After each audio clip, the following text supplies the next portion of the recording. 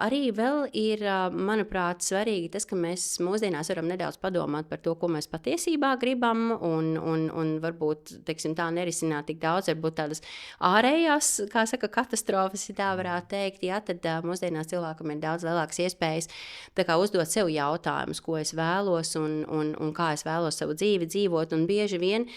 šeit saskarās tā emocionālā sfēra, stresa sfēra ar gremošanas orgāniem, kas ir vieni no orgāniem, kas,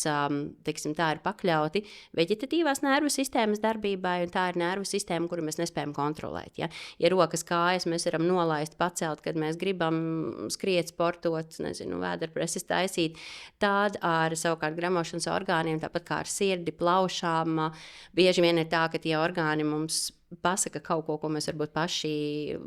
pasaka mums priekšā, ka kaut kas īsti nav, jā, un tad jāsāk meklēt iemeslu, kāpēc. Tas tāds mans skaidrojums. Gremošanas sistēmas problēmas varētu rasties dēļ nervu sistēmas problēmām, vai tieši otrādi, jo Mapjons bija Ansis, runājam par mikrobiomu, un tā viņa doma vairāk bija, ka mums ir tātad kaut kādas gremošanas sistēmas problēmas, kas tā kā varētu izraisīt tās nervu sistēmas problēmas.